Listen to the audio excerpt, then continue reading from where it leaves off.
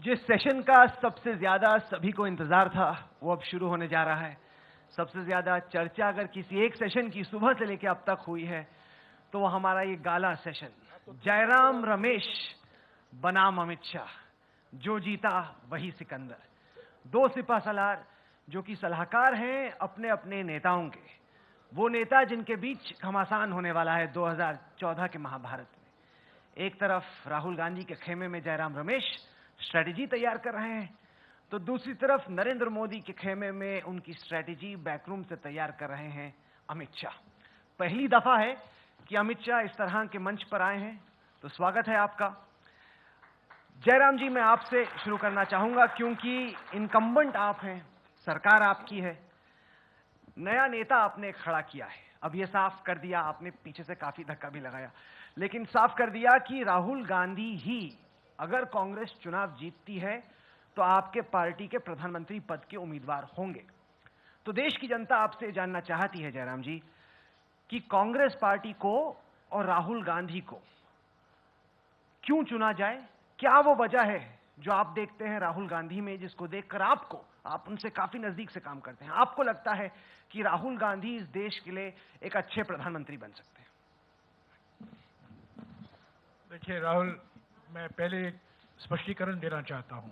ये चुनाव राहुल गांधी बनाम नरेंद्र मोदी का नहीं है। आपने प्रधानमंत्री की बात उठाई, वो गलत बात है। राहुल गांधी हमारे चुनाव प्रचार, चुनाव रणनीति तैयार कर रहे हैं, हमारे उपाध्यक्ष हैं, उनके नेतृत्व में हम चुनाव लड़ रहे हैं, पर प्रधानमंत्री पद के लिए ये चुनाव नहीं हो रहे हैं। ये कांग्रेस बनाम बीजेपी, कांग्रेस बनाम क्षेत्रीय पार्टी, बीजेपी बनाम और कोई पार्टी, उस नजरिए से देखिएगा 2014 के चुनाव। मैं तो नहीं देखता हूं, कांग्रेस पार्टी भी नहीं देखती है कि ये प्रधानमंत्री पद के लिए दो व्यक्तियों के बीच में टक्कर है। ये मीडिया के लिए हो सकता है, और ये बात सही है कि बीजेपी की ओर से प्रधानमंत्री पद के लिए उम्मीदवार घोषित किया गया है। हमने घोषणा नहीं की है। हमने बार बार कहा है, हमारे देश में, हमारे देश के लोकतांत्रिक प्रणाली में चुनाव व्यक्तियों के बीच में जरूर होते हैं, पर चुनाव पार्टियों के बीच में है, पार्टियों के अलग अलग विचारधाराओं के बीच में है। पार्टियों के जो घोषणा पत्र में वादे किए जाते हैं, उनके आधार पर उनको जनादेश मिलता है। तो ये गलत सवाल आपने पूछा है मुझसे, और मैं यही जवाब दे सकता हूं कि प्रधानमंत्री पद का सवाल हमारे लिए मायने बिल्कुल नहीं रखता। पर मोदी के लिए, बीजेपी के लिए और अमित शाह के लिए प्रधानमंत्री पद के सवाल बहुत मायने रखते हैं, क्योंकि आप इस तरीके से दर्शा रहे हैं इस वक्त अमित शाह साहब कि ये प्रेसिडेंशियल इलेक्शन है। ऐसा लगता है मोदी को देखकर, बीजेपी के कैंपेन को देखकर, कि बीजेपी का यह मानना है कि हिंदुस्तान में प्रेसिडेंशियल फॉर्म ऑफ गवर्नमेंट आ रहा है। ऐसा क्यों कर? जब जयराम रमेश कहते हैं कि हमारे लिए पीएम उम्मीदवार कोई मायने ही नहीं रखता, तो बीजेपी का पूरा चुनाव सिर्फ और सिर्फ नरेंद्र मोदी की शख्सियत के इर्द गिर्द क्यों बुना गया है? जयराम जी का जो स्टैंड है, कांग्रेस पार्टी का जो स्टैंड है, वो मोदी जी के नाम की घोषणा के बाद का स्टैंड है। पहले इनका ये नहीं था। हर प्रेस कॉन्फ्रेंस में कांग्रेस के प्रवक्ता पूछते थे कि कांग्रेस का, भारतीय जनता पार्टी का प्रधानमंत्री पद का प्रत्याशी कौन है। जब श्री नरेंद्र मोदी के नाम को भारतीय जनता पार्टी ने तय किया, नरेंद्र मोदी ने देश भर का जनता के परिचय के लिए दौरा शुरू किया, और उसको जो जिस तरह का रिस्पांस जनता में से मिल रहा है, उसके बाद में संवैधानिक बातें भी हो रही है, और ये भी हो रहा है कि राहुल गांधी प्रधानमंत्री पद के प्रत्याशी नहीं है। ठीक है, जयराम जी कहते हैं उनकी पार्टी का स्टैंड है, मगर पूरे देश भर में, विशेषकर मैं उत्तर प्रदेश और गुजरात का डिटेल दौरा किया है मैंने। हर जगह पे बैनर, पोस्टर और नीति विषयक बातों के राहुल गांधी को सेंटर करके बना रहे हैं। और मैं इतना पूछना चाहता हूं कि अगर राहुल गांधी प्रधानमंत्री पद के प्रत्याशी नहीं है तो कौन है? मैं इसके बारे में जरूर कहूंगा कि ये बात सही है।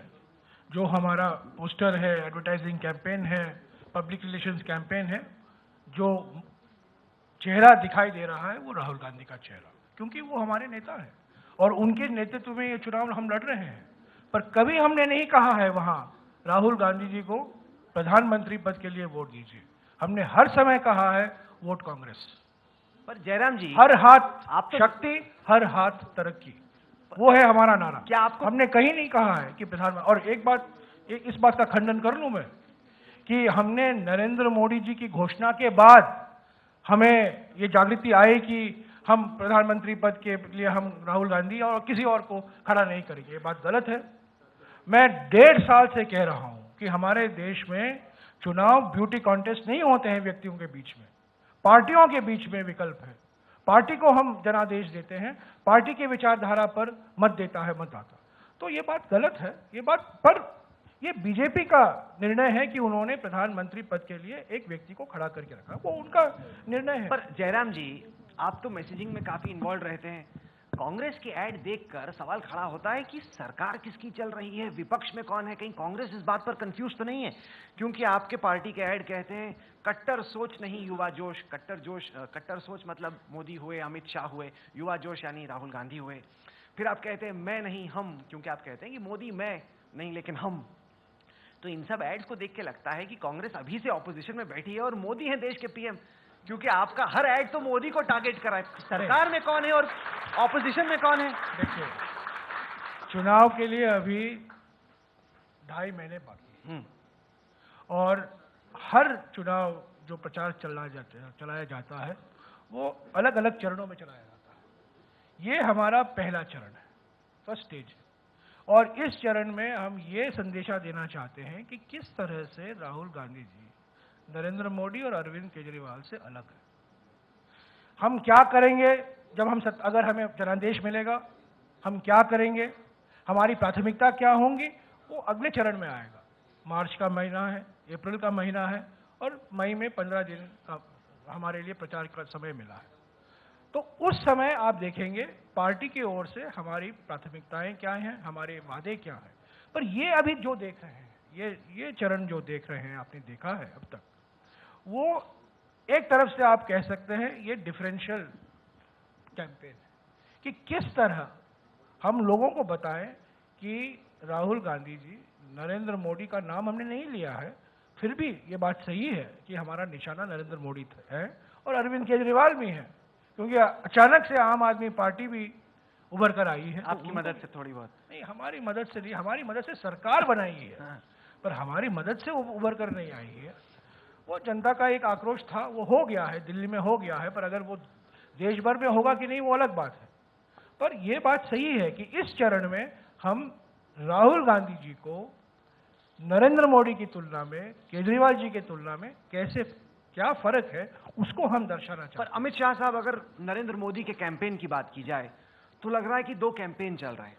एक कैंपेन वो जो रैली में नजर आता है, एक कैंपेन वो जो टीवी पर नजर आता है, और एक दूसरा कैंपेन जो आप चला रहे हैं जमीन पर, जहां पर आरएसएस के लोग जाते हैं, चाय की दुकान पे जाते हैं, कहते हैं आप देख रहे हैं मुलायम क्या कर रहा है, आप देख रहे हैं किस तरीके से मुसलमानों को यहाँ पे फेवरेटिज्म हो रहा है उनके पक्ष में।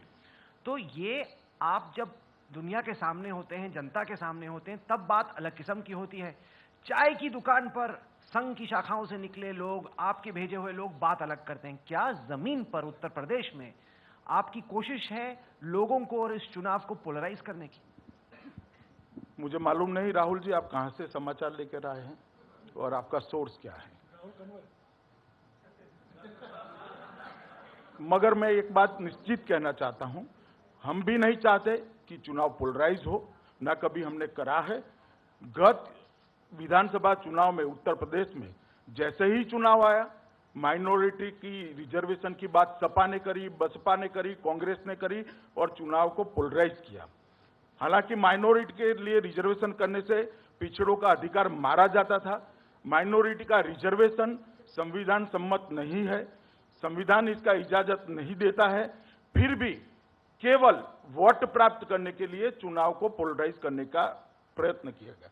अभी अभी समाजवादी पार्टी ने 21 टेररिस्टों को, जिनके खिलाफ देशद्रोह के मुकदमे लगे हैं, उनके मुकदमे वापस लेने के लिए कानून विभाग की उनकी सलाह ली गई और मुकदमे वापस लेने का फैसला कर लिया गया, जिसको इलाहाबाद हाई कोर्ट ने रोक लगाई। जहां तक दंगों का सवाल है, दंगों में भी उन्होंने एक ही वर्ग विशेष के मुकदमे वापस मंगाने के लिए सलाह है। मैं ये पूछना चाहता हूं आपकी चैनल के माध्यम से पूरे देश को, कौन चुनाव को कम्युनलाइज कर रहा है, कौन पोलराइज कर रहा है? भारतीय जनता पार्टी तो नहीं कर रही। हम तो जीडीपी के आधार पर चुनाव लड़ना चाहते हैं। क्यों कांग्रेस पार्टी के बैनर पर जीडीपी का कहीं नामो निशान नहीं है? क्यों मुद्रास्फीति की बात नहीं है? क्यों डॉलर और रुपये के रिश्तों की बात नहीं है? एक भी परफॉर्मेंस बेस्ड प्रचार कांग्रेस पार्टी ने अब तक तो कम से कम नहीं किया है। और जयराम जी कहते हैं ये ब्यूटी कॉन्टेस्ट नहीं है। जयराम जी, देश जानना चाहता है हम किस नेता के नेतृत्व में आपकी पार्टी आगे बढ़ना चाहती है, देश की बागडोर किसको सौंपना चाहते हैं, इसकी नीतियां क्या है, इसका परफॉर्मेंस क्या है, इसके कैलिबर क्या है, उसका कैरेक्टर क्या है। जयराम जी, जहां बीजेपी पे आरोप लगता है, बेशक मैं तूतू में नहीं पढ़ना चाहता हूं, पर मैं जरूर ये नहीं, मैंने भी तूतू में नहीं कही। नहीं, आपने कई इल्जाम लगाए। नहीं, मैंने जरा भी तूतू में नहीं कही। मैंने मुद्दे पर ही बात करी। नहीं, वाद विवाद का मकसद है कि सुनिए, जिनकी राजनीति पोलराइजेशन की राजनीति रही है पिछले 50 सालों से, उल्टा हम पर वो आरोप लगा रहे हैं कि हम पोलराइज कर रहे हैं। नहीं, हमने तो माइनॉरिटी रिजर्वेशन की कभी बात नहीं। मुजफ्फरनगर में क्या हुआ, पार्टियां की क्या भूमिका थी, इनके नेताओं की क्या भूमिका थी, देश जानता है। अखबारों में छपा है, टीवी चैनलों में भी छपा है। किन लोगों का सम्मान हुआ है वो भी लोग जानते हैं। तो ये बात कहना अमित शाह जी को कि हम पोलराइजेशन कर रहे हैं, राजनीति पोलराइजेशन की राजनीति हम कर रहे हैं, ये बिल्कुल गलत है। आरएसएस तो सिर्फ पोलराइजेशन की राजनीति जानता है। पर मैं स्वागत करता हूं इनका बयान का कि जीडीपी के आधार पर हमें बहस करना चाहिए। बिल्कुल करें, जीडीपी के आधार पर करें, मुद्रास्फीति पर करें, जो शिक्षा, स्वास्थ्य, कुपोषण, महिला सशक्तिकरण, लिंग अनुपात बात करें, उस पर तो चर्चा नहीं होती है।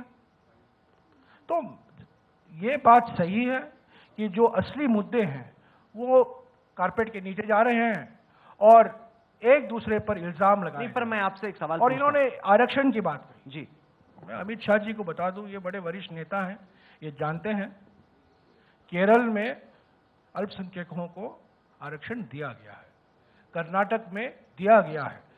अल्पसंख्यक होने के नाते नहीं, पर पिछड़े के नाते। तो अल्पसंख्यकों को, किसी को अल्पसंख्यक को आरक्षण की बात नहीं हो रही है। अल्पसंख्यकों को जो बिछड़े हैं उनको आरक्षण देने की बात हो रही है। और ये अचानक आज नहीं उठा है, ये कई वर्षों से हमारे घोषणा पत्र में हमने इसका वादा भी किया है, हमने प्रयास भी किए, पर हम सफल नहीं रहे। पर जयराम जी, जहां एक तरफ बीजेपी पे आरोप लगता है कि वो जमीन पर चीजों को पोलराइज करने की कोशिश कर रही है, वहीं कांग्रेस पर आरोप ये लगता है कि आप मोदी की शक्ल दिखाकर अल्पसंख्यकों को खास तौर से खौफजदा करने की कोशिश कर रहे हैं कि कांग्रेस को वोट दो वरना मोदी आ जाएगा। तो ये तो सकारात्मक राजनीति नहीं है, ये तो नकारात्मक राजनीति है। देखिए, हमारी मजबूरी है कि हमें नरेंद्र मोदी जी के बारे में बात करना है, क्योंकि वो प्रधानमंत्री पद के उम्मीदवार हैं।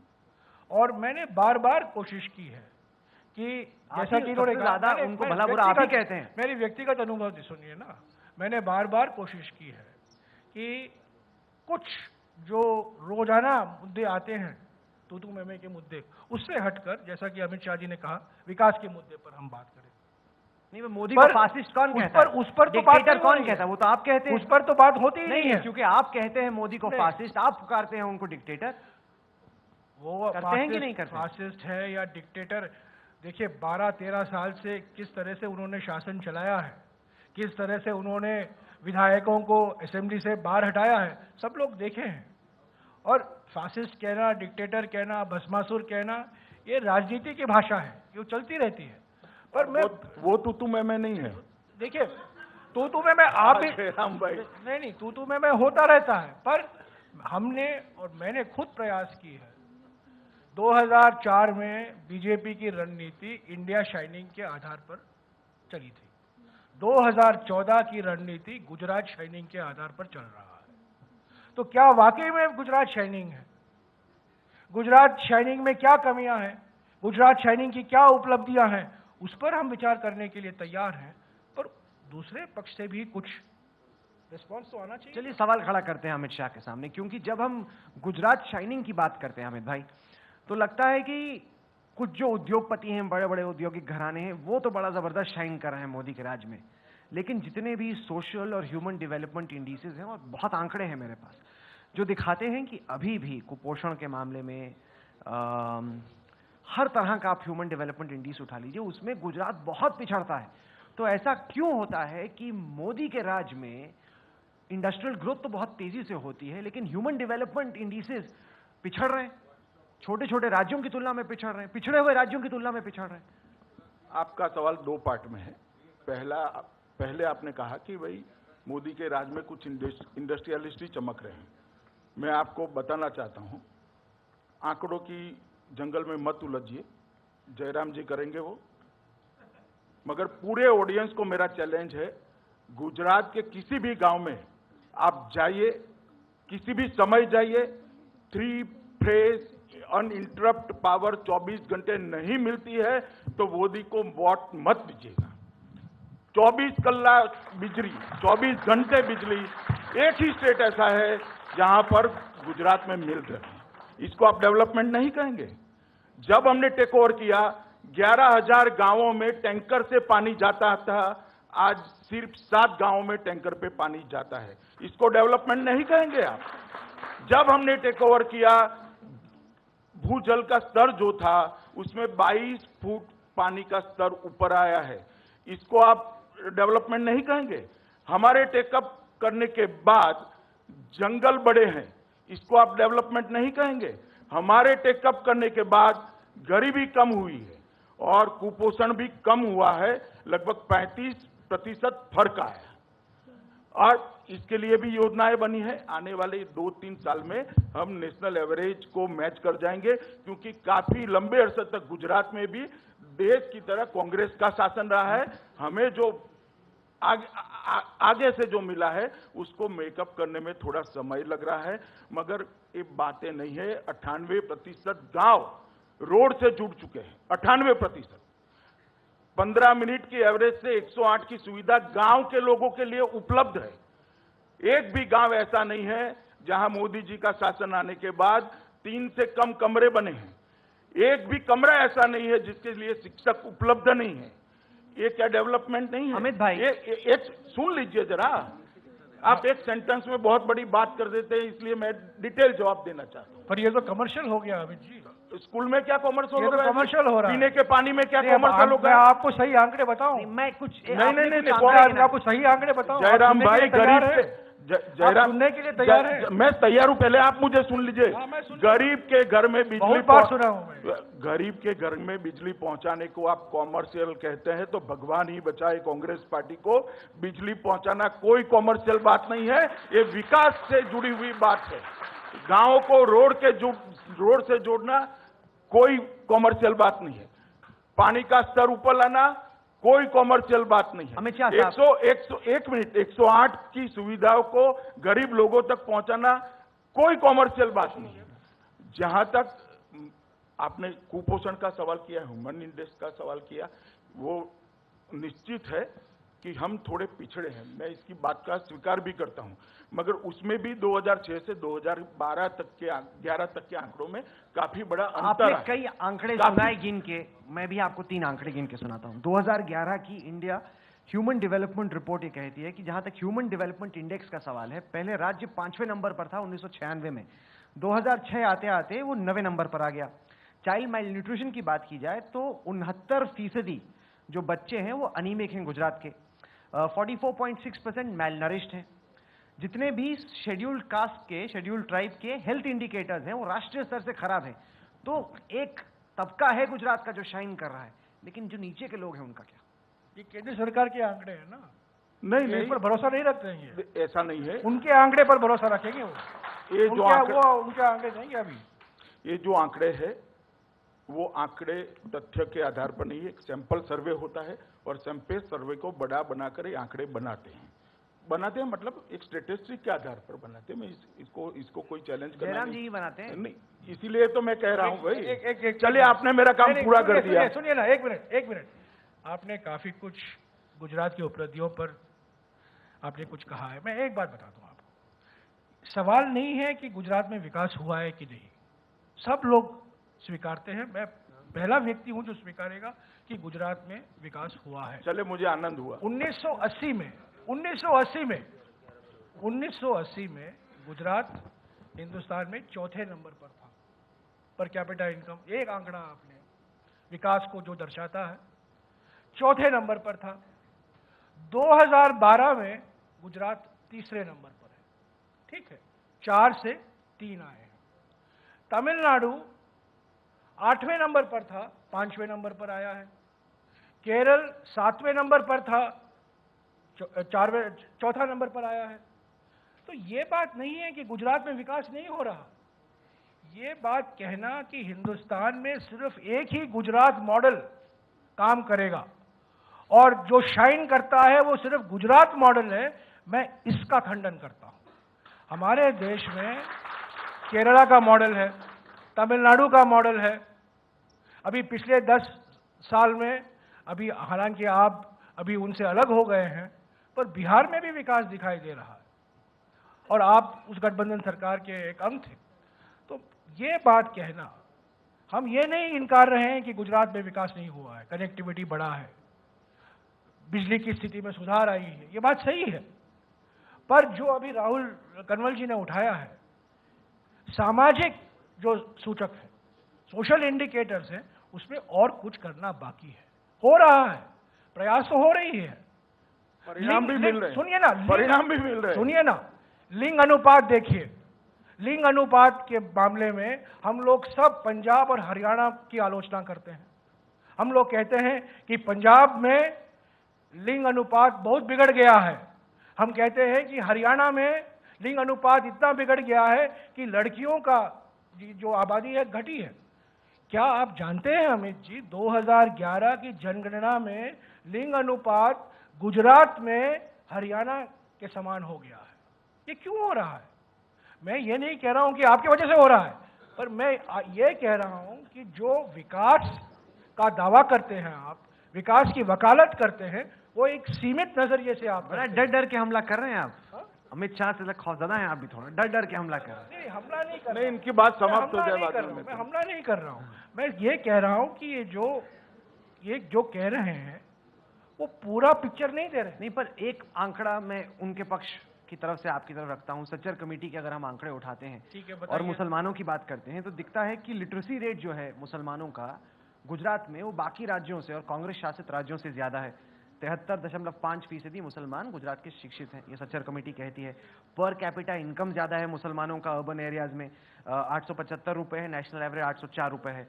और पश्चिम बंगाल से कंपेयर कीजिए, किसी भी महाराष्ट्र से कंपेयर कीजिए, वहां पर गवर्नमेंट जॉब्स मुसलमानों की ज्यादा है। तो ये जो कांग्रेस बार बार दिखाती है, दर्शाती है कि मुसलमान सुरक्षित नहीं है मोदी के राज में, आप ही की सरकारी आंकड़े दिखाते हैं कि ऐसा सच नहीं है। गुजरात में 182 विधायक हैं, उनमें से कितने मुसलमान हैं बताइए? क्यों नहीं दी टिकट अमित शाह साहब?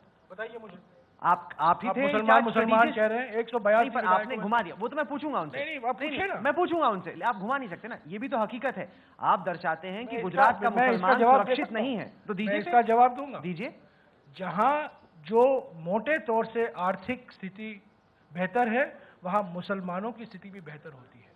जब सच्चर मतलब कमेटी, अगर ह्यूमन डेवलपमेंट भी कमजोर है, वो भी तो मतलब ओवरऑल ह्यूमन डेवलपमेंट हुई ना। जब सच्चर कमेटी निकली थी, मैंने इसका एक विश्लेषण किया था।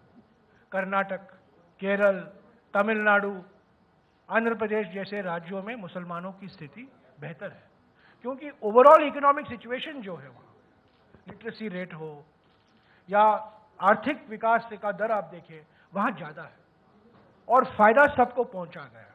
पर पश्चिम बंगाल ने आपका उदाहरण दिया, पश्चिम बंगाल तो कांग्रेस राज्य नहीं है, पर आप महाराष्ट्र में देखिए ना, महाराष्ट्र में दक्षिण भारत की तुलना में उतना विकास नहीं हो पाया है जितना कि तमिलनाडु या केरल या आंध्रा या कर्नाटक में दिखाई दे रहा है।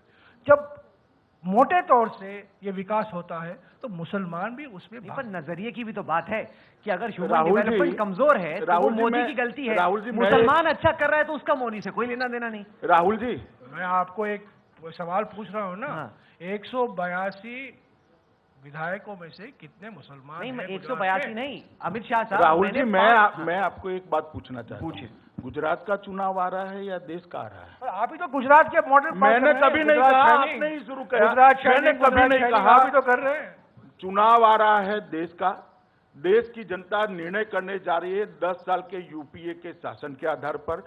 यूपीए को जवाब देना है महंगाई का, यूपीए को जवाब देना है करप्शन का, यूपीए को जवाब देना है संवैधानिक संस्थाओं के ह्रास का, यूपीए को जवाब देना है असुरक्षित सीमाओं का, यूपीए को जवाब देना है महिलाओं की सुरक्षा का, यूपीए को जवाब देना है दृढ़ राजकीय इच्छा शक्ति के अभाव वाली परफॉर्मेंस का, यूपीए ने जवाब देना है 2 सत्ता के केंद्रों का, और यूपीए ने जवाब देना है उनका नेता कौन है इसका।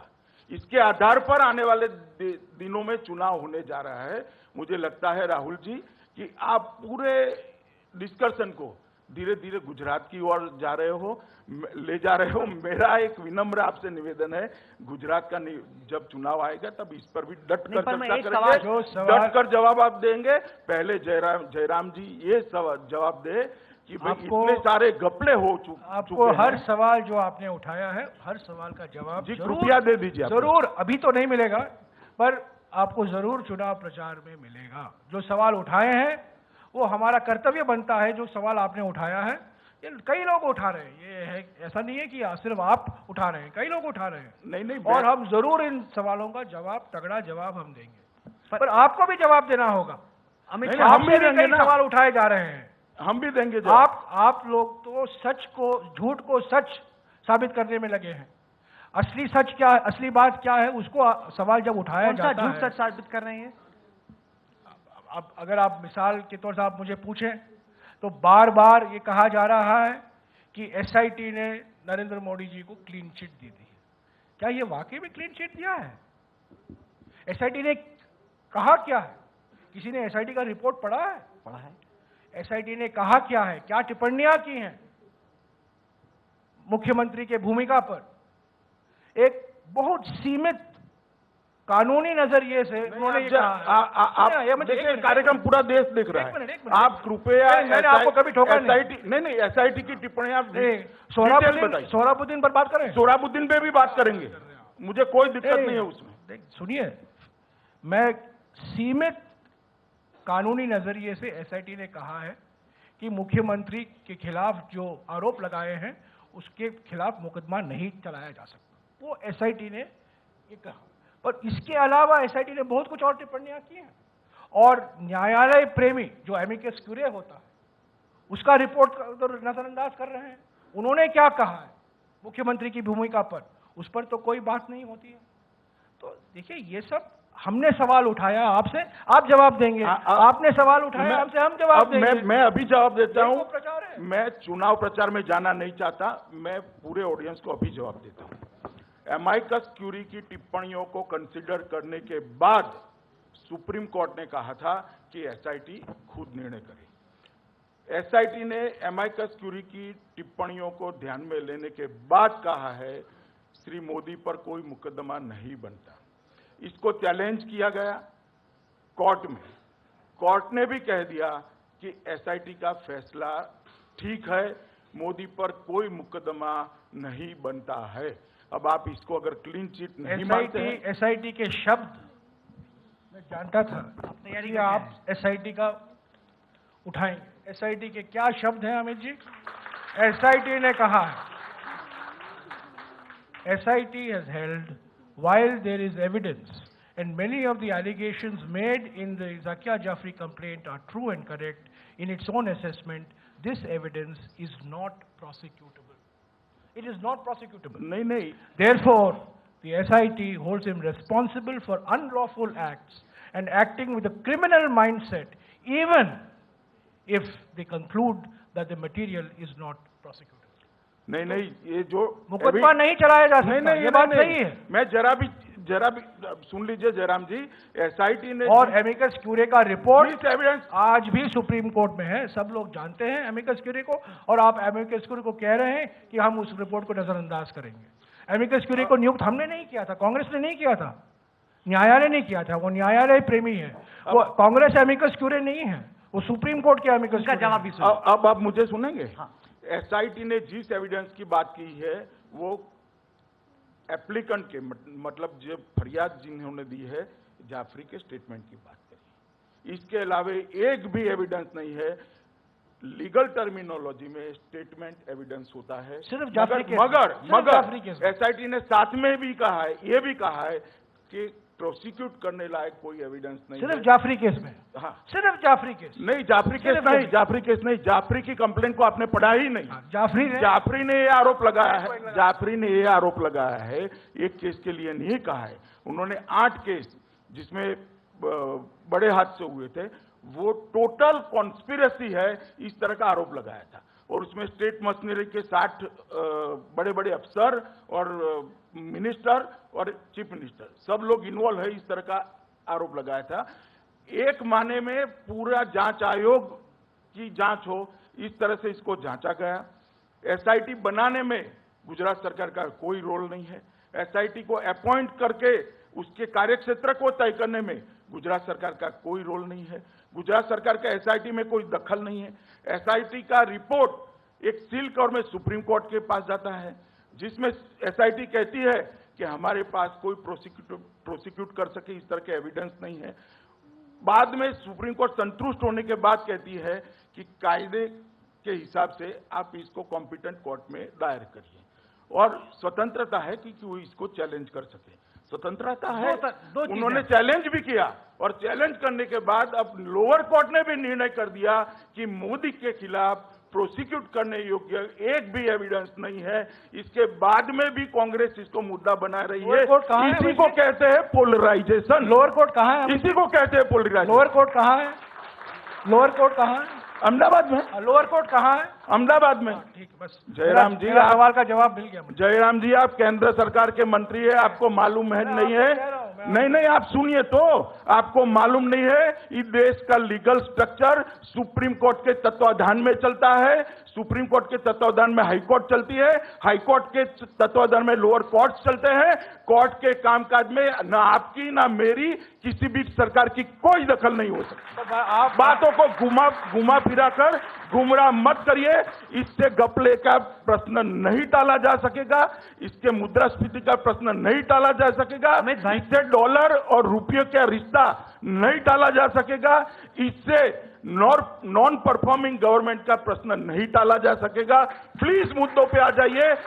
जनता हिंदू और मुस्लिम के मुद्दों से काफी आगे निकल चुकी है।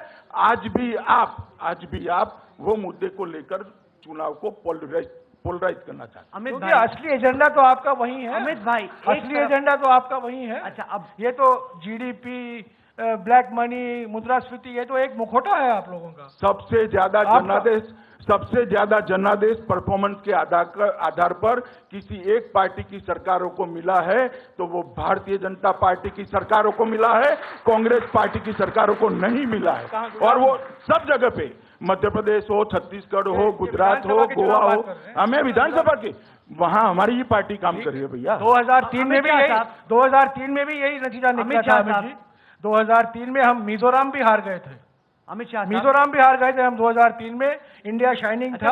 और 2004 में सरकार किसकी बनी सब लोग जानते हैं। एक तरफ कानून है, कोर्ट कचहरी है अमित शाह साहब, दूसरी तरफ मानवता है। और मानवता को आधार बना के मैं आपसे एक सवाल पूछता हूं, और वो ये कि दंगा पीड़ित जो इलाके थे गुजरात के, उन दंगा पीड़ित इलाकों में जो भी हुआ, जिसने भी किया, ठीक या गलत किया, किसकी गलती, वो सब अलग चीज है। लेकिन मुख्यमंत्री होने के नाते क्या नरेंद्र मोदी की ये जिम्मेदारी नहीं कि वो जाके कम से कम दंगा पीड़ित लोगों से मिले? एक दफा भी उन जगहों पर नहीं गए जहां सबसे ज्यादा दंगे हुए।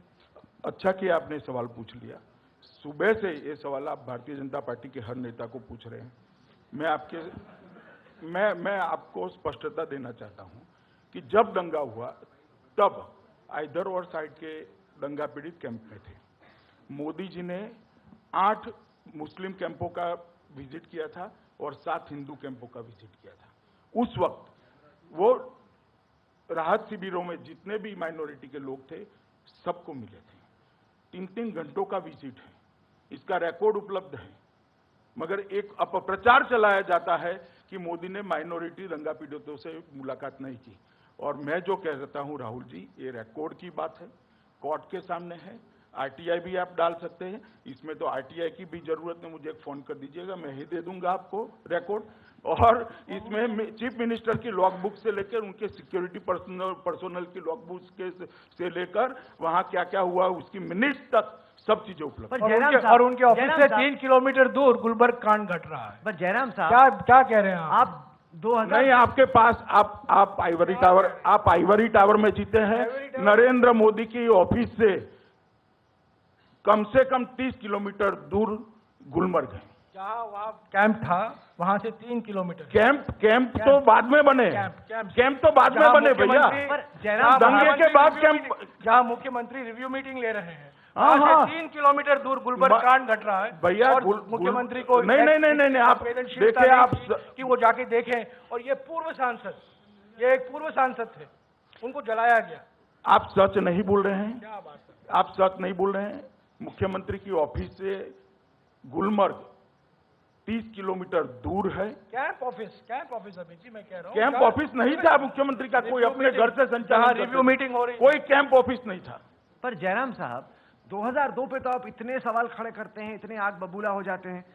राहुल गांधी ने हाल में इंटरव्यू दिया, उन्होंने कहा कि 84 के दंगों में कुछ कांग्रेसी जिम्मेदार थे, कुछ कांग्रेसी इन्वॉल्व थे। मुझे बता दीजिए कौन सा कांग्रेसी अब तक पनिश हुआ है 84 के दंगे में? मोदी के ट्रैक रिकॉर्ड पे तो आप तमाम सवाल खड़े करते हैं, क्या वही सवाल आप पे नहीं लागू होते? बिल्कुल लागू होता है, तो बिल्कुल फिर- लागू होता है। 84 के दंगे को कोई समर्थन नहीं कर सकता, वो नरसंहार था और इसमें कोई किंतु परंतु के कहने की कोई अब जरूरत तक कोई कोई दोषी क्यों नहीं ठहराया गया? नहीं। सुनिए ना, एक बात सुनिए, हाँ बताइए। एक बात सुनिए। इंदिरा जी को कहा गया था आप अपने सुरक्षा बलों को बदलाव कीजिए, आपके जो सिक्योरिटी गार्ड्स हैं उनको बदलिए। ये सवाल का जवाब उन्होंने नहीं। नहीं बदला। पर ये सवाल का जवाब ये नहीं। विचारधारा की बात कर रहा हूं मैं।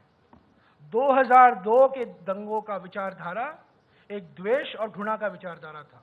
जो 84 में हुआ वो गलत था, उसका कोई समर्थन नहीं कर सकता है, वो नरसंहार है। और जो दोषी हैं खुद उनको- राजीव गांधी उनको जी ने, एक सेकंड आप मुझे सुन लीजिए, आप गलत बोल रहे हैं। नहीं, मेरी हाँ, विचारधारा गलत कर रहा को, हूं। मेरी विचारधारा, 84 नरसंहार नहीं था। नहीं, मेरी विचारधारा को गाली देने से पहले आप समझ लीजिए, खुद राजीव गांधी ने कहा था बड़ा पेड़ गिरता है तब धरती हिलती है। बड़ा पेड़ मतलब इंदिरा जी और धरती मतलब बेचारे सिख। नहीं, देखिए मैंने आपने सवाल मुझे उठाया 84 के बाद।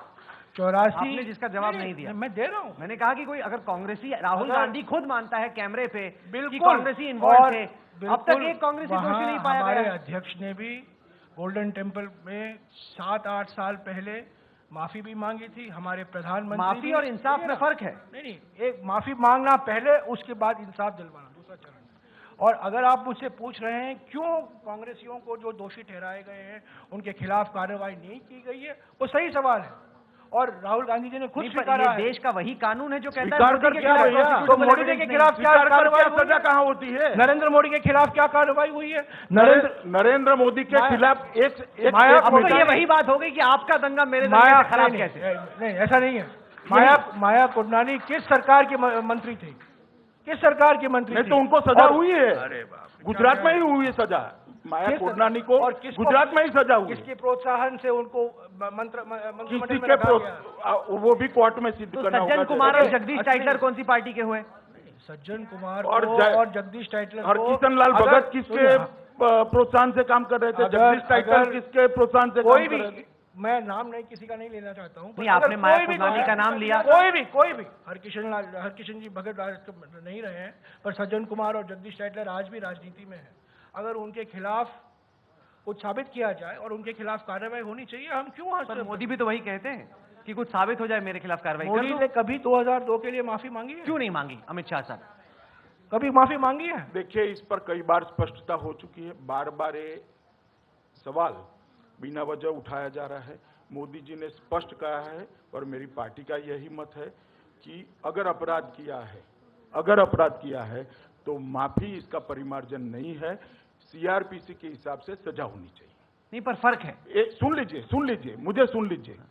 अगर अपराध हुआ है तो माफी इसका परिमार्जन नहीं है, सीआरपीसी के हिसाब से सजा होनी चाहिए। अपराध अगर इसी बात को ले ले, दंगे हुए राजीव गांधी के समय पर, ये बेचारे उस वक्त मनमोहन सिंह जी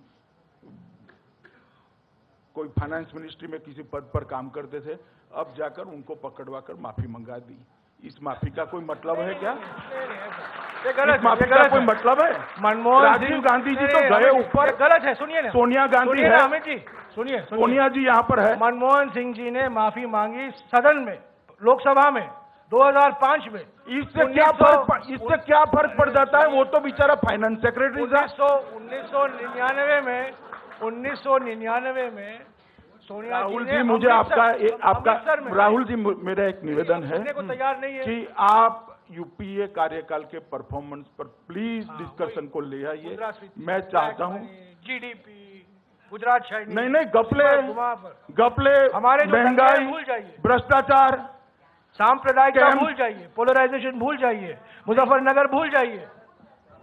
पोलराइज मैं नहीं करा, आज भी डिबेट को आपने पोलराइज किया है, मैंने नहीं करा है, आपने ही पोलराइज किया है। कांग्रेस पार्टी ये चाहती है कि चुनाव पोलराइज हो।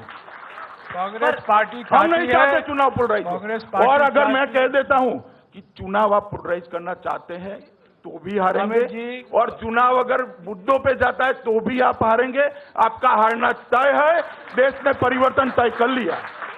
अमित शाह साहब, मैं भविष्यवाणी में मैं पढ़ना नहीं चाहता हूं, पर यह बात मैं भविष्यवाणी नहीं करता भैया, मैं लोगों के बीच में रहता हूं, मैं कोई 5 स्टार एक्टिविस्ट नहीं हूं, लोगों के बीच में काम करता हूं और जनता की भावना को जानता हूं। तो मैं यही कहूंगा कि जो आपने सवाल उठाया है, आप कह रहे हैं कि हम पोलराइज कर रहे हैं, हम चाहते हैं कि जनता को नरेंद्र मोदी और अमित शाह का असली चेहरा दिखाई दे।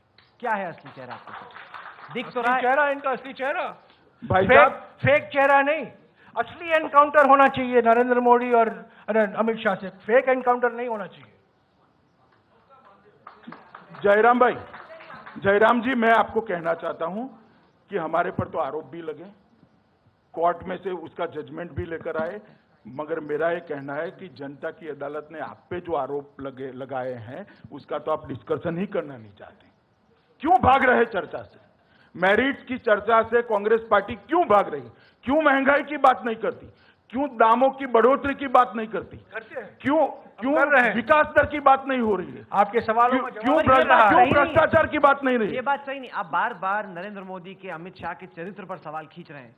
जो आपकी सरकार का परफॉर्मेंस है, क्या उसका लेखा जोखा मायने नहीं रखता? बिल्कुल, जो घोटाले हुए, उस पर चर्चा करने के लिए हम तैयार हैं, उसके लिए चर्चा करने के लिए। आपने चर्चा तो की नहीं 45 मिनट मिनट, तो आपने एक और बार हमें बुलाइए। नहीं तो हमने आपको उसी पर हम बात करेंगे, जीडीपी पर बात करेंगे, इन्फ्लेशन पर बात करेंगे। तो अब की बार क्यों नहीं किया आपने? अभी वक्त हो गया है, एक घंटा आपको कुछ सवाल, तो अभी 1 घंटा नहीं हुआ।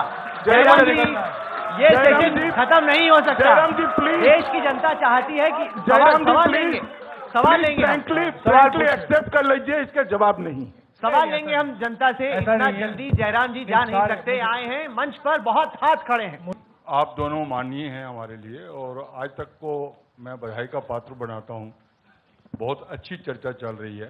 सवाल पूछिए, वक्त कम है, जयराम जी को निकालिए। क्या रमेश जी ये आज आश्वासन देंगे सबको कि आने वाले समय में जिन्होंने गुनाह किया था, जिनकी वजह से कई घर बर्बाद हुए सिख कम्युनिटी के, क्या उनको आश्वासन देंगे कि उनको सजा दी जाएगी? बिल्कुल, इसमें कोई शक नहीं होनी चाहिए। अभी तक ऐसा प्रतीत नहीं हुआ, अभी तक ऐसा बिल्कुल नहीं लगा। कोर्ट में डेट इसके अलावा कुछ नहीं हुआ। आपने मुझसे सवाल पूछा, सीधा सवाल, मैं आपको सीधा जवाब दे रहा हूं। आप पूछिए सवाल, आप पूछिए।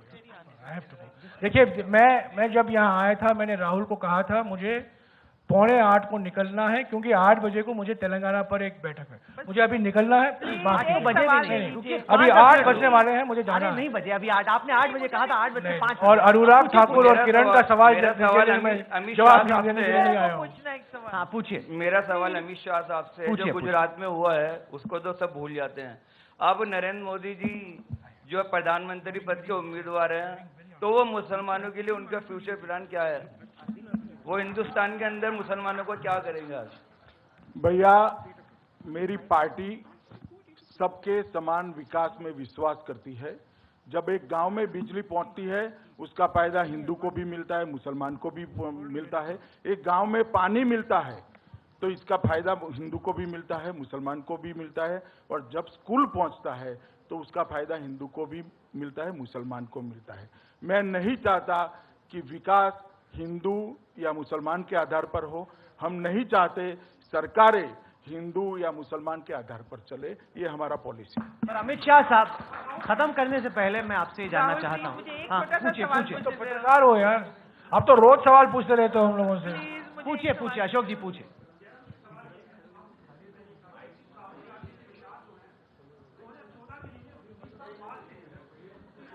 लोग डाइजेस्ट नहीं कर पाते राहुल गांधी के विचार, तो कैसे 2014 में वो लीड करेंगे? आपको लगता है कि मोदी को टक्कर नहीं दे पाएंगे इन विचारों के साथ?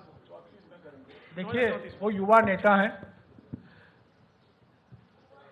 उनकी उम्र कम है, नरेंद्र मोदी जी की तुलना में 20 साल वो केजरीवाल के बराबर के, केजरीवाल से भी 2 साल कम है। तो युवा नेता है, वो हमारे राजनीति के मैराथन मैन है। ये 100 मीटर राजनीति को 100 मीटर स्प्रिंट मत समझिए, एक मैराथन भी है। हम अभी 2014 के चुनाव लड़ रहे हैं, पर जो राहुल गांधी जी बात कर रहे हैं, संगठन की बात कर रहे हैं, संगठन में परिवर्तन लाने की बात कर रहे हैं, वो सिर्फ 2014 के चुनाव के नजरिए से मत देखिए, वो एक दीर्घ लंबी समय से देखेगा। 2019 और चुनाव के नजरिए से भी नहीं देखना चाहिए, क्योंकि संगठन को मजबूत करना, और हमारा ये हम लोग स्वीकारते हैं कि कई राज्यों में हमारा संगठन कमजोर है। अमित शाह खत्म करने का वक्त आ रहा है। अशोक, आपका सवाल हो गया। बहुत जरूरी सवाल है। नहीं राहुल जी, खत्म करने के लिए पहले मैं 5 मिनट बात करना चाहूंगा। जयराम जी को बैठाइए ना। जयराम भाई ठीक है, जयराम भाई 5 लग रहा है मैदान छोड़ के जा रहे हैं। 5 मिनट कमर्शियल बहुत हो गया अमित जी। नहीं, कमर्शियल तो बहुत हो गया। मैं एक सवाल मैं आपसे मैं मुद्दे का आधार पर ही बात करना चाहता हूँ। गुजरात में। नहीं, या तो राहुल जी, मेरा एक रिक्वेस्ट है, जयराम जी अगर जाते हैं तो मैं बाद में 5 मिनट बात। हाँ, वो हो सकता है। इतना चलिए, ठीक है। सवाल जी, बिल्कुल सवाल भी सभी देंगे। चलिए, ये डील अच्छी हो गई। ये डील अच्छी हो गई। क्यों नहीं आप बात करने दे रहे हैं मुझे? आप पूछना चाहती हैं? मैं पूछना चाहती हूँ। चलिए, आपका भी राइट टू बी हर्ड है, आप पूछ लीजिए। मैं सिर्फ आपसे एक छोटी सी बात पूछना चाहती हूँ। इनसे, अमित से? नहीं, आपसे। देखिए, ये अभी बीजेपी पार्टी के कार्यकर्ता हैं। आपके जो ये कांग्रेस पार्टी के लोगों ने असली मुझसे बहुत पंचायत सवाल पूछे हैं। नहीं, कांग्रेस पार्टी के लोगों ने, जब मैं मंच पर थी, मुझसे बहुत सवाल पूछे। ठीक है, पूछिए मैडम, पूछिए। मैं आपसे एक इल्तिजा करना चाहती हूँ। आप कहते हैं डॉक्टर मनमोहन सिंह ने 1984 के लिए माफी मांगी। पहले तो उनका माफी मांगना बनता ही नहीं था। मांगते तो सोनिया गांधी या राहुल गांधी मांगते माफी, तो हम मानते। सोनिया गांधी जी ने माफी मांगा है? नहीं मांगा है। She has expressed regret about what happened. माफी नहीं मांगा है। 1998 बहुत लोग 1999 में उन्होंने कहा। No, not at all. I've heard it. नहीं मांगा। अभी और अब मैं आप माफी की परिभाषा मुझसे पूछ रहे हैं। अब ये परिभाषा मोदी जी पे बहुत लागू करते ना आप लोग, इसलिए आपसे मैं कुछ और पूछना चाहती हूँ। पूछिए। मैं कहना चाहती हूँ कि आप कहते हैं कि गुजरात के लोअर कोर्ट्स में से इंसाफ नहीं मिलता, दिल्ली के लोअर कोर्ट्स में से किसको इंसाफ मिला? और जिनको इंसाफ नहीं मिला उनके लिए कम से कम आप मुआवजा तो तय कर दें। वो जो औरतें हैं और जो उनके बच्चे हैं, वो इतने बुरे हाल में रह रहे हैं। मैं इस पर साल से आप बिल्कुल सहमत हूँ। तो आप कुछ बिल्कुल सहमत हूँ, बिल्कुल सहमत हूँ। तो करवाइए। इसमें कोई दो राय नहीं हो सकती। जिनको मुआवजा, सही मुआवजा मिलना चाहिए, जरूर मिलना चाहिए। जिनको इंसाफ मिलना चाहिए, जरूर मिलना चाहिए। और अगर नहीं मिला है, वो गलत है, हम पर एक कलंक है। तो आप करवा दीजिए ना।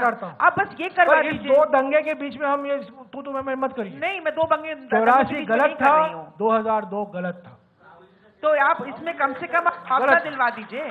सिर्फ गलत न था, एक नरसंहार था। चलिए, ये सेशन जारी रहेगा। अगर किसी के पास एक और सवाल है, और मैं बिल्कुल सहमत हूं, गवर्नमेंट जयराम जी से किसी का एक सवाल है तो एक आखिरी सवाल जयराम रमेश को, और उसके बाद अमित शाह साहब यहाँ पर हैं, जो अमित शाह से सवाल पूछना चाहते हैं वो कर सकते हैं। जयराम जी की वाकई में पर अमित शाह को आप सोलो एक्ट, ये खुद आंध्र से आते हैं, उनकी सांसें अटकी पड़ी है वहां जो चल रहा है उसको। आप इनको सोलो एक्ट क्यों दे रहे हैं? आप भाग रहे हैं इसलिए? नहीं, मैं भाग नहीं रहा हूँ। अच्छा, मैंने आपको पहले कहा है मुझे 8 बजे निकलना है दूसरे मीटिंग। एक सवाल आपके लिए और, तो आप इन पर भी गिलिटिन करिए ना 8 बजे। इनको 5 मिनट क्यों दे रहे हैं? उनको, अरे आपको क्यों परेशानी हो रही है? वो बैठे, अगर वो बैठे तो आपको क्या परेशानी हो रही है? आपको पक्षदार नहीं होना चाहिए। हम जयराम जी, आपके लोग भी बैठे हैं ऑडियंस में, वो पूछेंगे ना। आपके लोग भी बैठे हैं, न्यूट्रल लोग भी बैठे हैं। देखिए, सब आपके कांग्रेसी हैं, हाथ खड़े करके तैयार खड़े हैं। चलिए, एक सेकंड, जयराम रमेश जी से कौन सवाल पूछना चाहता है? अंजना सवाल पूछना चाहती है जयराम जी से। नहीं, अमित शाह तो हैं आप, जयराम जी से। अमित शाह तो बैठे, आप जयराम से पूछना चाहते हैं। चलिए, एक सेकंड माइक आ जाए, ऐसे आपको कौन सुनेगा?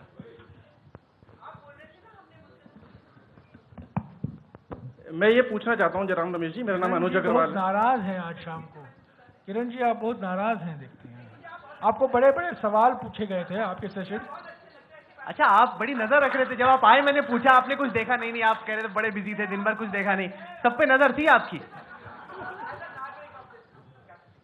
अच्छा चलिए, नमस्कार जयराम जी, मेरा नाम अनुज अग्रवाल है और मैं ये पूछना चाहता हूँ कि जैसे आपने अमित शाह जी पर आरोप लगाया कि अहमदाबाद के कोर्ट इन्होंने मैनेज कर लिए, तो क्या सिख दंगों पे सन 84 से लेकर 2014 तक पिछले 30 सालों में दिल्ली के कोर्ट आप लोगों ने मैनेज कर लिया है? मैंने जवाब दिया उनका। दिल्ली के कोर्ट 30 साल में ऐसा कौन सा तरीका है कि 30 साल में इंसाफ नहीं हो रहा? विलंब हुआ है उसका वकालत मैं नहीं कर सकता हूँ सर। फास्ट ट्रैक कोर्ट तो बना सकते हैं, चाहता हूँ फास्ट ट्रैक कोर्ट तो बना सकते हैं सर। मुआवजा बनना चाहिए। अगर मेरे हाथ में होता तो मैं करता। मैं कानून मंत्री नहीं हूँ। अरे सर, आप धरने में बैठ जाइए, केजरीवाल साहब की तरह। चिट्ठी तो लिख सकते हैं कानून मंत्री को। मैं पर्यावरण मंत्री था, अभी ग्रामीण विकास मंत्री हूँ। पर मैं बिल्कुल बुलंद आवाज से कहूंगा कि विलंब हुई है, इंसाफ नहीं मिला है। जिनको मुआवजा सही वक्त पर मिलना चाहिए, हो सकता है कई लोगों को नहीं मिला है। हकीकत तो ये है कि ना बीजेपी ने ना कांग्रेस ने एसआईटी बनाई। एसआईटी तो आके अरविंद केजरीवाल ने बनाई। नहीं रहा हूँ किरण जी, और आपका नाम मैं नहीं जानता। अनुज अग्रवाल मेरा नाम। मैं अग्रवाल जी, मैं भाग नहीं रहा। जयराम जी, एसआईटी तो अरविंद केजरीवाल ने आके बनाई, ना आपने बनाई ना बीजेपी ने बनाई। किसके बारे में एसआईटी उन्होंने? ये जो 1984 के दंगों को लेकर उन्होंने जो कहा है, हकीकत है ये। डिमांड मांगा तो सही, अब तक तो किसी ने मांगा भी नहीं था। आप तो बैठे हुए थे 15 साल से। उन्होंने तो मुकेश अंबानी पर भी एसआईटी लगाई है अभी। हाँ, नहीं एसआईटी नहीं, वहां पे भी एफआईआर दर्ज। अच्छा, एफआईआर, उसके बाद में एसआईटी आएगा। चलिए जयराम जी को हम इजाजत देते हैं। नहीं अच्छा, और सवाल है, और पूछ रहे हैं वो, चलिए और लेते हैं जयराम जी को। हाँ ये तो है, नहीं ये है, आप उनकी चिंता, आप उनको लेकर परेशान कर। जयराम जी, ये अच्छी स्ट्रेटेजी है। कांग्रेस के हाल से ज्यादा, बीजेपी के हाल से ज्यादा आप कांग्रेस के हाल को लेकर आप इतने उत्सुक हैं उनको 5 मिनट देने के लिए। नहीं वो रहेंगे, आप चिंता न कीजिए। जयराम जी से आखिरी सवाल कौन पूछना चाहता है? आप पूछेंगे? ये पूछे, माइक आने दीजिए, बस आप पूछिए। नहीं, पर ये देखिए राहुल, ये बात गलत है कि आप 2 लोगों को बुलाते हैं और एक आदमी को आप 5 मिनट अकेले में देते हैं। अरे आप बैठे, तो मैं यहाँ बैठूंगा, इनको अच्छा, 5 मिनट बोलने दीजिए। आप बैठेंगे और बाद में मैं 5 मिनट बोलूंगा। जयराम जी नहीं, 5 मिनट मुझे दीजिएगा। चलिए ठीक है।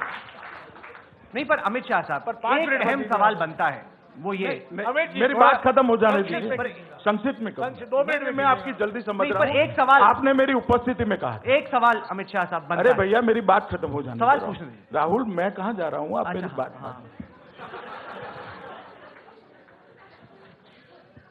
मित्रों, एक जमाना था जब जनसंघ और भारतीय जनता पार्टी सुशासन और प्रशासन की बात करती थी। तब देश की जनता के लिए तुलनात्मक अभ्यास के लिए हमारा शासन नहीं था। पंचायत से लेकर पार्लियामेंट तक पूरे देश में कांग्रेस बिखरी पड़ी थी, कांग्रेस के पास सत्ता के सूत्र थे। मगर आज ये स्थिति नहीं है। आज हमारी भी सरकार 6 साल इस देश में चली है। अलग अलग समय पर अलग अलग जगह पे 17 प्रांतों में हम सत्ता के भागीदार भी रहे हैं और कई जगह हमारी एक्सक्लूसिव सरकारें सिर्फ भारतीय जनता पार्टी की भी चली है। आज जनता के सामने दोनों पार्टियों का परफॉर्मेंस है, एनडीए का परफॉर्मेंस है, यूपीए का परफॉर्मेंस है। दोनों पार्टी के नेता भी उपलब्ध हैं। तो मेरा आग्रह यह है इस चैनल के जरिए, इस चैनल के माध्यम से देश की जनता से, कि आप आने वाले चुनाव में किस पार्टी के साथ सत्ता का अधिकार है, किस नेता के पास सत्ता का अधिकार है, इसको परफॉर्मेंस के आधार पर कहिए। मैं बड़ी संक्षिप्त में अपनी बात कहूंगा। जहां तक यूपीए की सरकार के 10 साल के शासन का सवाल है, ये सरकार हर मोर्चे पे विफल रही, हर मोर्चे पे।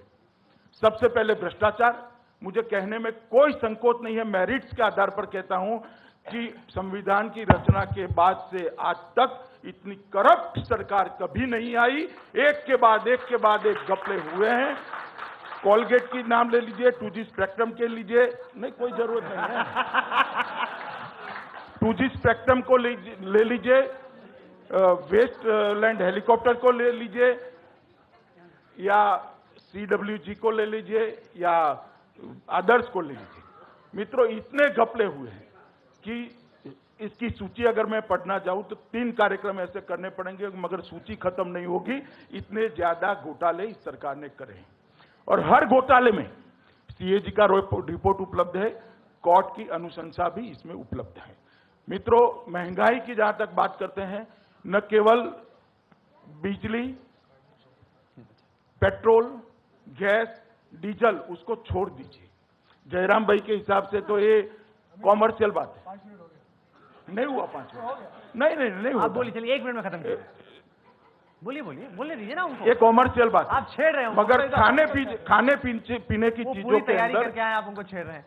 खाने पीने की चीजों के अंदर जो महंगाई हुई है उससे जनता त्रस्त है। मित्रों, सरहदों की सुरक्षा हो, आंतरिक सुरक्षा हो, महिलाओं की सुरक्षा हो, हर बात में ये सरकार विफल रही है। यूपीए 2 का रिपोर्ट कार्ड बनाना है तो जैसे महाभारत में भगवान श्री कृष्ण ने एक बहुत पॉजिटिव सूत्र दिया था, विजय ही विजय है। यूपीए के लिए एक ही बात कह सकते हैं, विफल ही विफल है, और कोई बात इसके लिए कही नहीं जा सकती। और इस चुनाव को जयराम, ठीक है, बोलिए। हम भारतीय जनता पार्टी ने इस चुनाव में प्रधानमंत्री पद के लिए हमारा प्रत्याशी तय कर दिया है।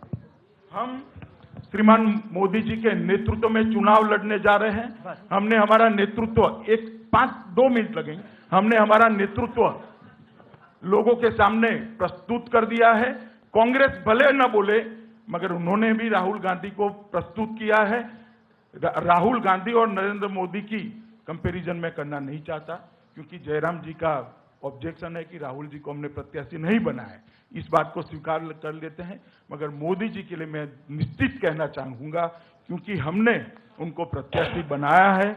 मित्रों, एक साधारण कार्यकर्ता से मुख्य विपक्ष के प्रधानमंत्री पद के प्रत्याशी तक पहुंचने वाला, ये लोगों के बीच में रहने वाला, बारंबार जन आदेश प्राप्त करने वाला लोक नेता है, जिस पर एक भी करप्शन का आरोप आज तक नहीं हुआ।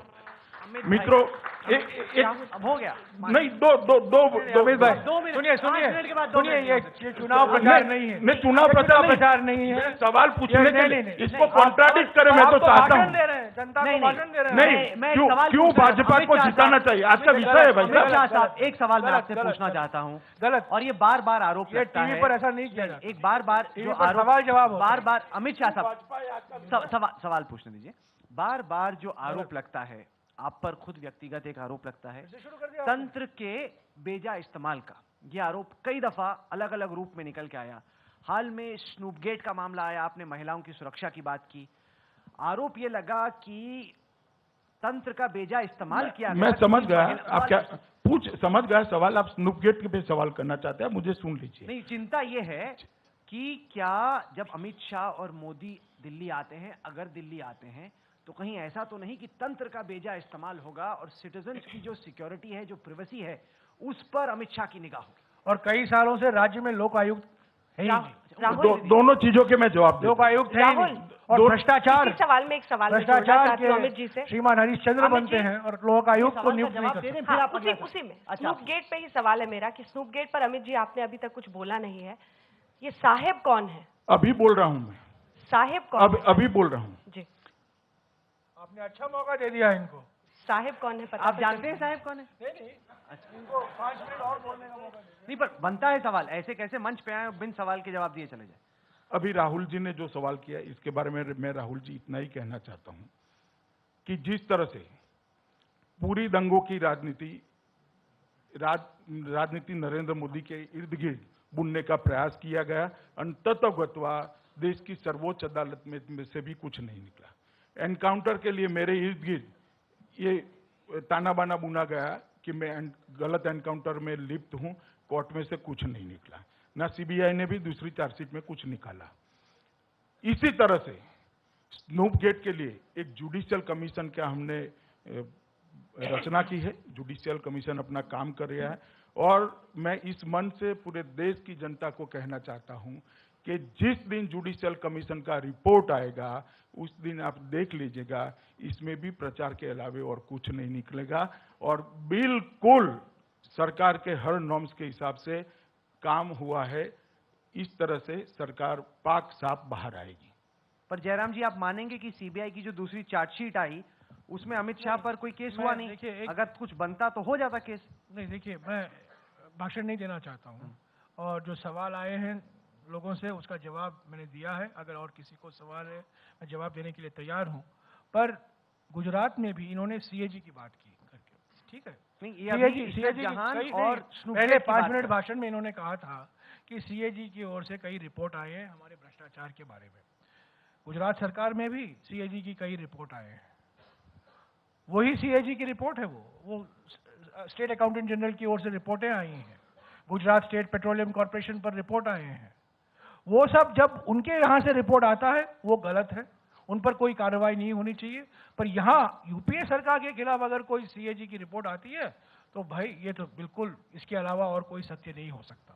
तो ये डबल स्टैंडर्ड नहीं होने चाहिए। नहीं, पर देखिए जयराम जी, आप भारत सरकार में मंत्री हैं, आपको मालूम है, मैं आपको बता दूं, कोई सरकार कोर्ट को नहीं रोक सकती कार्रवाई करने से। अगर भारतीय जनता पार्टी की मोदी सरकार ने कुछ भी गलत किया होता तो आपकी एनजीओ की ब्रिगेड हमारे पीछे पड़ जाती, सर्वोच्च अदालत तक आ जाती और कांग्रेस के मैनेजर भी इसके पीछे। गुजरात आपने तो एनजीओ ब्रिगेड को तो भगा दिया है गुजरात से, उनको तो आप एंटर भी नहीं करने देते। गुजरात बाहर के भी काम कर रहे हैं। सीबीआई के डायरेक्टर ने बयान दिया कि कांग्रेस को अच्छा लगता अगर अमित शाह का नाम उन्होंने आ उस जाता बयान का खंडन भी किया है। नहीं, पर मैं सीबीआई डायरेक्टर के बयान पर कुछ कहना नहीं चाहता हूं, पर उन्होंने फौरन उस रिपोर्ट का खंडन किया है। उन्होंने कहा है मैंने ऐसा कुछ नहीं कहा था। पर हकीकत यह है कि चार्जशीट में अमित शाह का नाम नहीं है। देखिए, सीबीआई के मामले में मैं नहीं जानता हूं, पर इनका आरोप है कि CBI Congress bureau of investigation है। पर यह तो अभी साबित हो गया ना कि CBI central bureau of investigation है, कि इनका नाम चार्जशीट में नहीं है। ये लोग उम्मीद कर रहे थे कि इनका नाम चार्जशीट में हो, कि तब हम जनता के सामने जाकर कहें कि देखिए सीबीआई कांग्रेस का एक संस्था है। पर सीबीआई का नाम नहीं है। जयराम जी, एक मिनट, आपने जो कहा है हमने हस्तक्षेप नहीं किया। नहीं, मैं हस्तक्षेप नहीं कर रहा हूं, आपकी बात का जवाब दे रहा हूं। देश की जनता के सामने स्पष्टता रहनी चाहिए। सीबीआई ने चार्जशीट न कर कोई बहुत बड़ा एहसान मुझ पर नहीं किया है। चार्जशीट न करने का कारण अब मैं बताता हूं। सीबीआई की पहली चार्जशीट के खिलाफ क्वेश्चन पिटीशन सुप्रीम कोर्ट में हुई है और उसमें पैरा वाइज रिमार्क मांगे गए हैं। आज तक सीबीआई ने इसका जवाब सर्वोच्च अदालत के सामने दायर नहीं किया है और वो जवाब दायर करने के बाद मेरा नाम डालने की कोई गुंजाइश ही नहीं थी, ना हिम्मत। जो आवाज है टेप रिकॉर्डर में वो किसकी है, जो पुलिस वाले से बातचीत हो रही है? देखिए, मैंने फिर से बता दिया आपको कि जब जांच आयोग मुझे बुलाएगा सब बातों को मैं जांच आयोग के सामने रखूंगा। हमने इतनी मर्यादा कम से कम रखनी चाहिए कि जुडिशियल कमीशन को अपना काम करने देना चाहिए और जुडिशियल कमीशन जिस विषय पे काम करा उसको पब्लिक डिबेट का मुद्दा नहीं बनाना। चलिए आखिरी सवाल लेते हैं। आखिरी सवाल बस। मेरा नाम रागिनी नायक है। राहुल, और आप कांग्रेस के साथ काम करती हैं, स्पष्ट कर दीजिए अमित शाह। जी, मैं कांग्रेस पार्टी की मीडिया पैनलिस्ट हूं और आपसे एक सवाल पूछना चाहती हूं अमित शाह जी। राजनीति में जब भी ध्रुवीकरण की बात होती है, खासतौर से धर्म के आधार पर, तो 2002 के नरसंहार की बात होती है, उसका जिक्र होता है और भारतीय जनता पार्टी का पलटवार होता है 84 को लेकर। और कहीं ना कहीं ये साबित करने की कोशिश की जाती है कि एक दंगे और दूसरे दंगे में कोई फर्क नहीं है, लेकिन इसको एक दूसरे दृष्टिकोण से भी देखना चाहिए। बहुत बड़ा फर्क है और मैं समझती हूँ देश और भारतीय जनता पार्टी से वो बहुत चिंताजनक है। ऐसा क्यों है कि 84 के बाद भी सिख कौम की आस्था कांग्रेस पार्टी के साथ है? पंजाब में कई बार सरकार बनी, दिल्ली से लेकर बहुत सारे ऐसे राज्य रहे जहां पर सिख कौम के साथी हमारे यानी कांग्रेस पार्टी के विधायक भी बने। हमारे पीसीसी अध्यक्ष से लेकर प्रधानमंत्री तक सिख कौम के हैं। नहीं, भाषण नहीं दे रही हूं राहुल, सवाल पर आ रही हूं, लेकिन थोड़ी सी भूमिका जरूरी है। आखिरी सवाल है, कृपया मुझे अनुमति दें। लेकिन मुसलमान उसी तर्ज पर भारतीय जनता पार्टी के साथ क्यों नहीं आए? क्या इसलिए नहीं आए कि भारतीय जनता पार्टी और आरएसएस का एक आदर्श, जो मूलभूत आदर्श है, जो गोवलकर जी से लेकर हेडगेवार जी से लेकर सावरकर जी ने कई किताबों में भी लिखा, वो मुसलमान विरोधी है? क्या इसीलिए राहुल कमल को ये कहना पड़ा कि मोदी के नाम से मुसलमान खौफजदा तो हो ही जाते हैं? क्या इसीलिए रमेश जी का सवाल दोबारा दोहरा रही हूं, आप लोगों ने 2012 में अपने विधानसभा के चुनाव में एक भी मुसलमान को टिकट नहीं दी, तो आपको क्या नहीं दी, तो आपको क्या लगता है कि ये कारण है? एक छोटी सी बात और जोड़ना चाहूंगी। गोवलकर जी ने अपनी किताब वी और भाषण दे रही है, आर नेशनहुड डिफाइंड में ये लिखा, अच्छा नहीं ये लिखा है कि उन्होंने भी तो दिया। नहीं, आराम से तसल्ली रखिए, इनको बोलने दीजिए।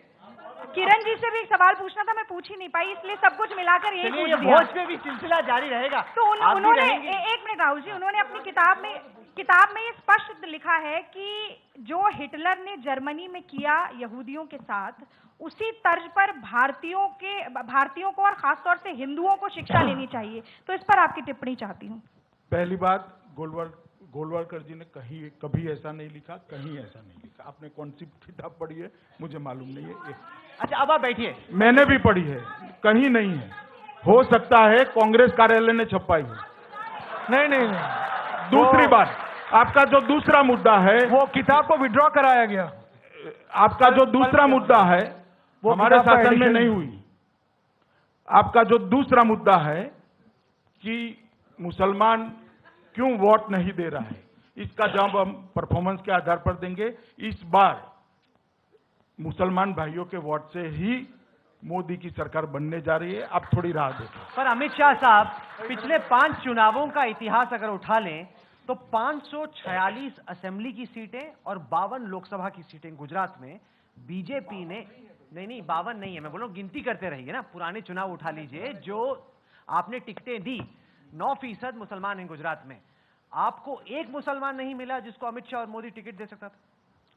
देखिए, चुनाव में टिकट देना ये चुनाव की जीत की संभावना पे आधार पर होता है। अगर यही आपकी नापने की सिस्टम है तो कांग्रेस एक जमाने में 18 दे रही थी, अब 4 पर आ गई है। तो क्यों उनका प्रेम माइनॉरिटी पे कम हो गया है?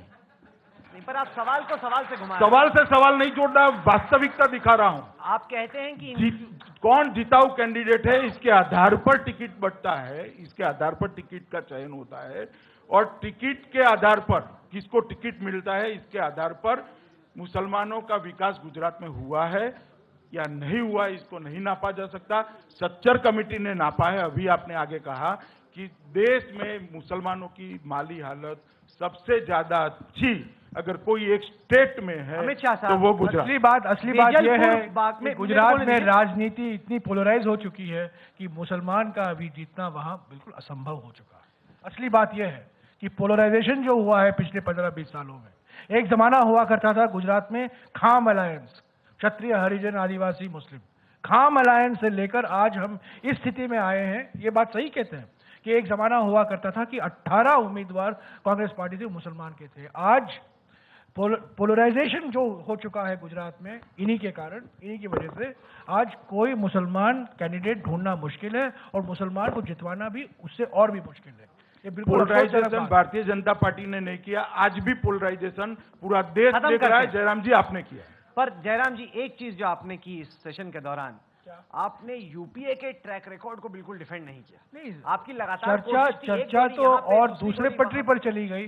पर अगर आप यूपीए के ट्रैक रिकॉर्ड पर बात करना चाहते हैं, मैं वापस आने के लिए बुलाया तो, और अमित जी को भी बुलाइए, हम दोनों एक ही बात पर बात करेंगे, यूपीए के ट्रैक रिकॉर्ड उस पर डिफेंस। बिल्कुल ये आरोप लगाए, मैं उसका जवाब दूंगा।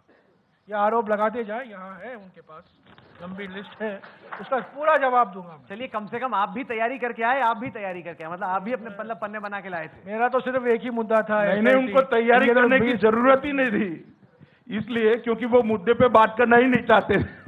चलिए, दोनों के बीच में गर्मा गर्म बहस हुई। जो जीतेगा वही सिकंदर कहलाएगा और देश की जनता तय करेगी कि जीत राहुल और कांग्रेस पार्टी की होती है या मोदी और बीजेपी की होती है। दोबारा बुलाएंगे आप दोनों को। आने के लिए बहुत बहुत शुक्रिया।